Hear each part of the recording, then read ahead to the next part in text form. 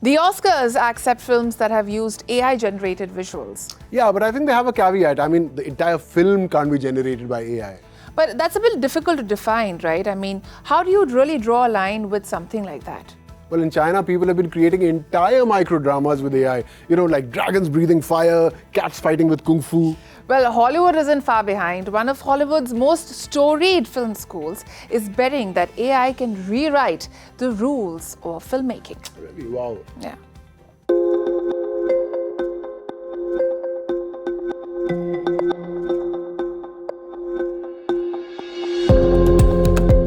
At the USC's celebrated School of Cinematic Arts, this is the same program that produced Ryan Coogler.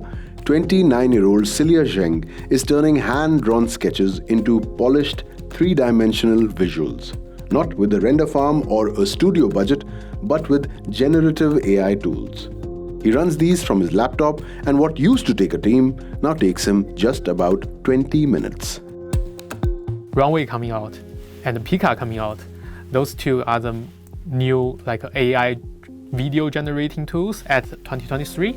So I think, wow, that's a chance. That's a chance for the beginners like me, can using AI to just make a film and to announce the world that I have the ability to be a director by just using AI to tell the story and to using the camera languages. 管乐还是没有来吗？已经很久没有再看到林老师和他在操场合奏了。不知道明天的游泳比赛他还会不会去？ That chance became Torment, a 7-minute horror short about a masked killer stalking a high school. The entire film was generated by AI in a single week.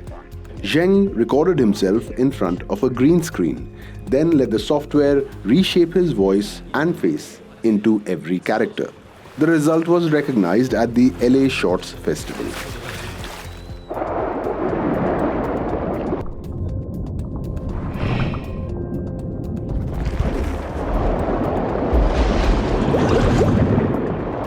It's very, very hard to make if you are using like a traditional way, because it's involved with like several different backgrounds.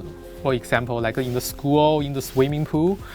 So, and as a student, I can definitely not possible to have that much money. So I'm just like, I'm thinking, how can I make those visuals come true?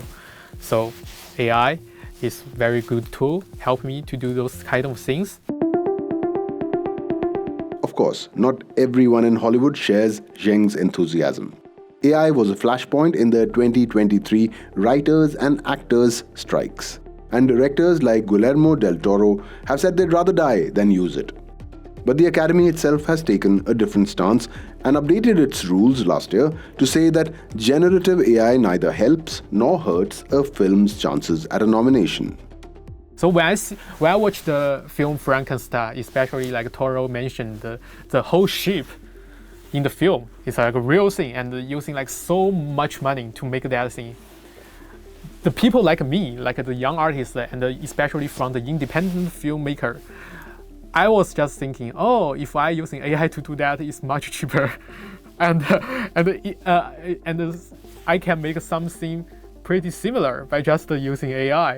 Back in the classroom, professors are grappling with how to teach this stuff responsibly.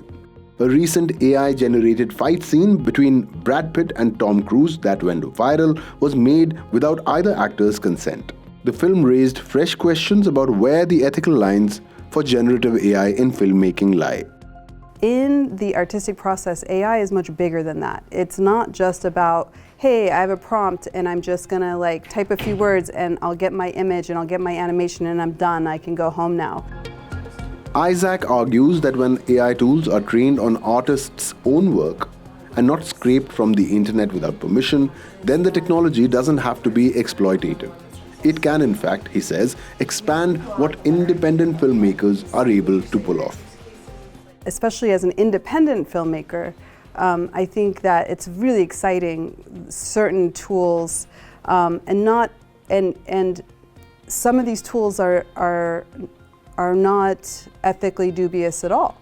They're trained by people that are using their own work to train it. 就哪怕堵车，我对堵车一点意见都没有，然后就看各种各样的。 That's exactly what recent USC graduate Xindi Zhang did. For her Student Academy award-winning short, The Song of Drifters, Zheng fed the AI dozens of her own drawings. The system used them as a style guide, helping her create the film's cityscapes, a process that could have taken years.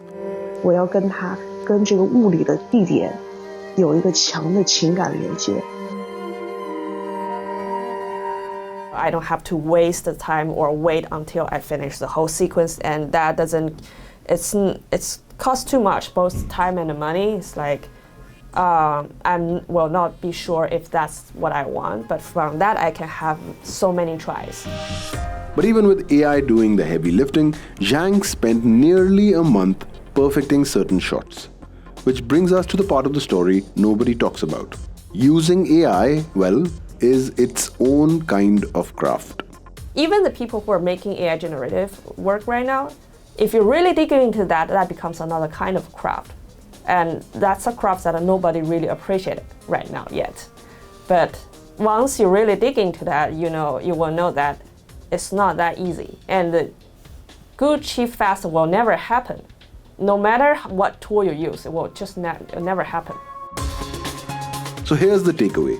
AI isn't handing anyone an Oscar, at least not yet, but for young filmmakers who've got the vision but not the budget, it's removing one of the biggest barriers in filmmaking. For proponents, the craft isn't going anywhere, it's just getting new tools.